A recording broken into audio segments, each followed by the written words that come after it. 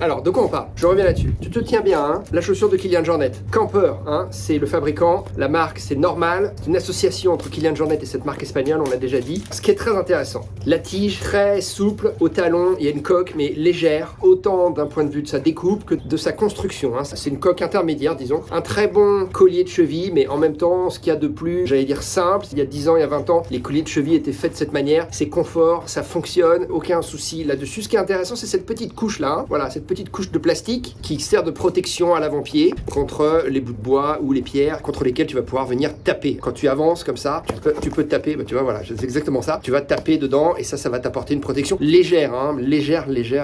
Voilà, alors ce que j'ai trouvé très intéressant avec cette chaussure, la première chose, c'est le chaussant. Alors le chaussant, il est assez particulier parce que la languette, elle est très douce, c'est une sorte de daim, c'est une matière plastique, hein. C'est un peu la texture du daim, un blouson en daim, une veste en daim, un sac en daim, et ben c'est pareil. Ça veut dire que c'est très souple, c'est très confort. Elle remonte assez haut cette languette. Alors point d'interrogation sur la languette, hein. La découpe, hein, c'est en N comme normal, tu vois, c'est une forme de N ça. Est-ce que ça va venir te couper un petit peu le dessus du pied quand tu vas porter des chaussettes qui s'arrêtent sous la malléole comme moi je le fais, par goût mais aussi parce que ça me permet de voir un petit peu la qualité de la languette. Bon, bah ça je sais pas parce que j'ai pas couru avec, je l'ai juste porté. Ça n'empêche que ça c'est très souple. Quand tu mets le pied à l'intérieur, il faut bien desserrer les lacets. J'ai fait l'erreur au départ de me dire bon bah je vais mettre le pied comme ça sans trop desserrer les lacets, et ben ça rentrait pas. Alors ça veut dire quoi? Ça veut dire que ton pied après il sera bien calé à l'intérieur de la chaussure. Et effectivement, c'est le cas. Ton pied, il est très bien calé à l'intérieur. La chaussure, là, elle est ni trop large, ni trop fine. Je connais pas le pied de Kilian, je sais pas si Kilian a les pieds fins, hein. Kilian était équipé Salomon pendant des années. On sait que Salomon chausse généralement un petit peu fin. Bon, bah là, je retrouve pas ça sur cette chaussure. C'est vrai que quand on voit la semelle externe comme ça a un peu quand même le look Salomon, hein. Voilà, c'est très fin ici, tu le reconnais, ça. Il faut savoir que pendant des années, Kilian Jornet a bénéficié du service, du bureau de design, de la R&D de Salomon. Moi, je peux en témoigner parce que je l'ai vu faire avec d'autres athlètes, dont Julien Chaurier, où les athlètes Salomon avaient un suivi très personnalisé et un retour d'expérience, un retour de test de leurs propres chaussures qui était pris très au sérieux par Salomon et qui derrière redessinait les chaussures, redessinait les moules, changeait les matières. Enfin vraiment, moi ça m'avait impressionné à l'époque quand j'avais visité le siège de Salomon. Il m'avait emmené avec Julien Chaurier d'ailleurs qui était là ce jour-là, faire une sortie avec lui et puis le voir après sa sortie où il débriefait la chaussure au niveau de ses sensations et où un chef designer, un designer de chez Salomon prenait note et puis après allait retravailler un peu sa copie si je puis dire. Ça a longtemps été fait avec Kilian, donc Kilian a l'habitude de donner des retours, de donner ses impressions sur les chaussures qu'il a portées. Il l'a fait pendant des années avec Salomon. Donc il a dû faire ça très bien avec Camper. Donc autant dire que Kilian, quand il dessine une chaussure ou quand il pense à une chaussure, quand il participe à l'élaboration d'une chaussure, il sait de quoi il parle, hein, parce qu'il a fait ça pendant très longtemps avec Salomon. C'est le point que je veux mettre en avant. Donc là, vraiment, tige très légère, les lacets, bon, c'est des lacets plats, bon, assez classiques, j'ai rien à dire sur les lacets en particulier. C'est toujours intéressant, hein, les lacets, c'est toujours intéressant de rentrer dans le détail comme ça. Mais les lacets, voilà, c'est des lacets plats qui sont légèrement stretch, pas extrêmement stretch. Mais le plus intéressant là-dedans, pour moi,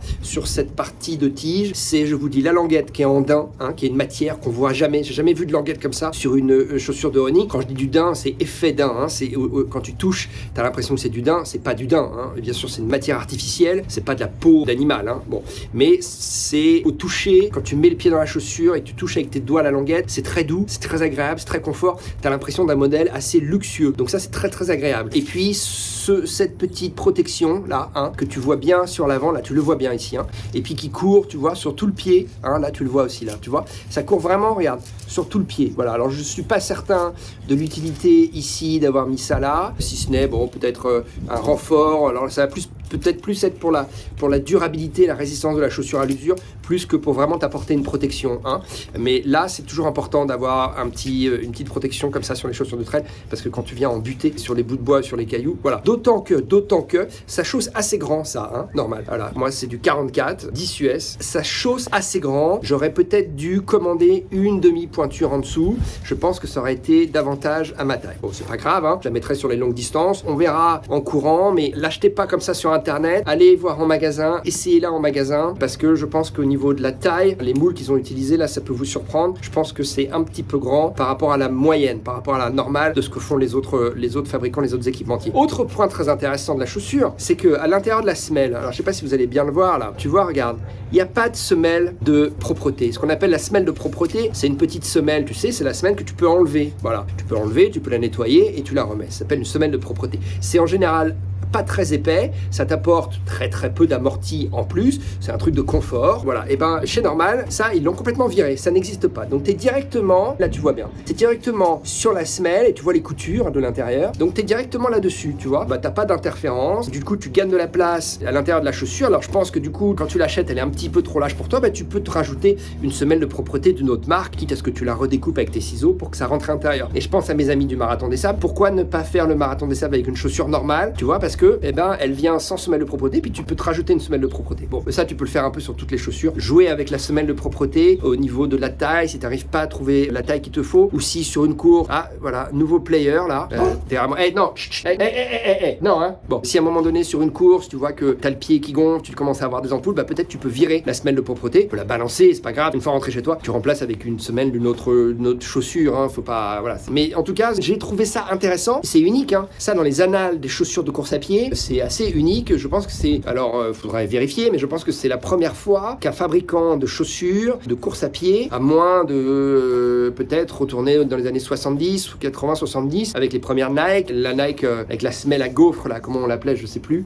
Voilà, enfin ça fait des années et des années, voire des décennies, que aucun équipementier au monde n'a sorti de chaussures de course à pied sans semelle de propreté. Voilà, ça se fait pas. C'est un truc, et là, et ben Kylian l'a fait. Alors c'est intéressant parce que du coup tu te dis bon ben ça sert à quoi d'avoir une semelle de propreté alors du coup, hein? Bah on peut se poser la question, hein, parce que lui il en met pas. Voilà, il s'embête pas. Alors du coup bon bah la chaussure forcément elle est un petit peu plus légère et puis tu es directement sur la semelle, donc tu vas bénéficier de moins de souplesse parce que t'as pas ce petit amorti que tu as en plus quand tu as une semelle de propreté. Voilà. Ça peut paraître un détail mais ça n'en est pas un. On va voir sur la longueur au niveau du test en courant avec qu'est-ce que ça va changer. Sinon à l'intérieur, alors tu vois, t'as deux élastiques là, tu vois, voilà, hein, donc ton pied il est tenu aussi, la languette elle vient comme ça s'accrocher à la semelle intermédiaire, elle est tenue par deux bandes élastiques assez larges comme ça, et ça, bah, ça te permet quoi? Bah, ça te permet une meilleure tenue du pied, tu vois, regarde, voilà, hop, tu vois, c'est pas collé à la tige, hein. C'est languette semelle, hein. Languette, et puis ça touche la semelle après, hein. Voilà. C'est une autre façon de construire l'intérieur d'une chaussure, c'est pas la seule marque à faire ça, on a déjà vu ce système de fabrication où la languette, elle est, tu le vois bien là, où la languette, elle est collée à la semelle. Je pense que c'est une question de tenue de pied, si tu veux, ça va te maintenir ton arche de pied mieux, je pense que c'est ça. Voilà. Après, je vous dis à vérifier en courant à quoi exactement ça va servir, à ce que ça va donner. Et puis alors par contre, tu vois, ça c'est un truc dont je me suis rendu compte en rando, en 20 minutes, j'ai vraiment fait 30 minutes de rando, j'ai vraiment pas poussé loin, parce que je voulais garder la chaussure propre pour prendre des photos. Et ben j'ai glissé avec cette semelle. Voilà, alors bon, j'étais peut-être sur une pente, ou de toute façon j'aurais glissé avec n'importe quelle semelle, hein, mais du coup, c'est un point sur lequel je vais faire attention quand je vais faire mon test. La semelle Vibram, on le voit, il y a marqué Mega Grip, mais il y a aussi marqué Light Base. Base, c'est la base. Light, ça veut dire L-I-T-E, ça veut aussi dire que c'est léger. Donc voilà, donc à mon avis, c'est plus une chaussure, ça, pour aller vite sur des terrains pas forcément trop accidentés. Alors, c'est peut-être pas une chaussure pour aller faire, je sais pas, c'est difficile à dire. C'est difficile à dire parce que, j'allais dire, c'est peut-être pas une chaussure pour faire la Réunion. Bon, après tout. En tout cas, c'est certainement une chaussure pour faire la Hard Rock, et c'est certainement une chaussure pour faire l'UTMB, parce que Kylian a gagné ces deux courses avec cette chaussure. Donc, bon, je pense pas que la semelle présente de problème, vraiment, en soi. Il faudra voir ça à l'usure. En courant, j'ai déjà vu des semelles plus accrocheuses a priori, des grippes, des épaisseurs de crampons plus épaisses que ça. Donc, bon, voilà. Après, c'est du Vibram, ça reste du solide, c'est fiable, on peut absolument compter dessus. Voilà. Modèle très très intéressant. Et alors, vraiment, je vous le dis, moi, quand j'ai enfilé cette chaussure, je me suis dit, tiens, cette chaussure, elle est différente. Et je me suis senti comme possédé par Kylian Jornet. Non, mais j'exagère à peine, hein. Je me suis dit, tiens, il y a Kylian qui est derrière cette chaussure, qui l'a pensée, qui l'a travaillée. J'ai trouvé ça fantastique, j'ai trouvé ça génial, j'adhère complètement au concept. Je trouve que c'est fantastique et c'est très fort de la part de Kylian d'avoir quitté son sponsor historique qui est Salomon. Je pense aurait bien aimé le garder, surtout pour développer une nouvelle chaussure. Kylian a pris son envol, est parti tout seul et a fondé ça avec des Espagnols de chez Camper, et je trouve ça fantastique. La Xerag, c'est la Xerag 1.01, donc évidemment ça veut dire que, c'est marqué là sur la languette, ça veut dire évidemment qu'il y en aura d'autres. C'est le premier modèle et c'est le modèle que Kylian a porté pendant la Hard Rock et a porté sur l'UTMB. Il est disponible, hein, il est disponible dans le commerce, et là vous avez exactement la même chaussure que celle portée par Kylian et que celle aussi portée par ce jeune américain, non, parce qu'il doit à mon avis avoir l'âge de Kylian, voire un petit peu plus vieux Kylian, c'est-à-dire il doit pas loin des 33, 34, 35 ans, dont je vous ai parlé la dernière fois, et qui est arrivé 3e de la Hard Rock et qui a gagné la Javelina John Rudd, qui revient sur le devant de la scène, qui est un coureur qui avait marqué les esprits il y a une dizaine d'années, hein, quand il avait 20 ans, il avait 20 et quelques années. Il était chez Montrail, Mountain Hardwear et Montrail, qui ont été après rachetés par Columbia. Et puis aujourd'hui, Mountain Hardwear n'existe plus à ma connaissance. Montrel existe sous la bannière Columbia, mais ça n'existe plus en tant qu'entité seule. Maintenant, ça s'appelle Columbia Montrel. Si tu achètes une chaussure de trail running de chez Columbia, de la gamme Columbia Montrel. C'est devenu une gamme au sein de Columbia. On peut le regretter parce que c'était une marque de trail running qui était une marque d'alpinisme et de montagne, un peu comme The North Face, et un peu comme Salomon d'ailleurs, qui était très sympa, qui faisait des trucs très bien et des trucs très pointus. C'était pour une clientèle de connaisseurs. Alors voilà, cette chaussure Gerag, cette chaussure de la marque Normal, eh ben, la voici, elle est en test chez nous et vous pouvez la choper. Je vous encourage vraiment à aller vous intéresser à cette chaussure parce que ça m'a l'air d'être quand même un sacré numéro. C'est à la fois simple, extrêmement bien pensé, c'est léger, il y a des très bonnes idées dans cette chaussure. Voilà, c'est très fin, ça a été très très bien travaillé quoi. Donc vraiment, a priori, très belle surprise. J'ai hâte d'aller courir avec dès demain. Voilà, toi tu vas pas courir avec, toi tu vas être gentil avec ta sœur, je sais pas ce qu'elle a, t'arrêtes pas de râler et tu vas être gentil. Hein, test normal, test xérage. Ah bah vous voyez le numéro 2 qui monte. Ah c'est difficile, c'est difficile, c'est difficile. Est-ce qu'on va avoir le bonheur de vous avoir toutes les deux dans l'image là? Ah bah oui quand même. Le retour de Killampai et puis évidemment la nouvelle figure de proue du blog Endurance Shop, le Chihuahua Vasquez, voilà, qui est un petit Chihuahua qu'on a récupéré dans un refuge. Voilà, allez, gérage normal, cap de fond.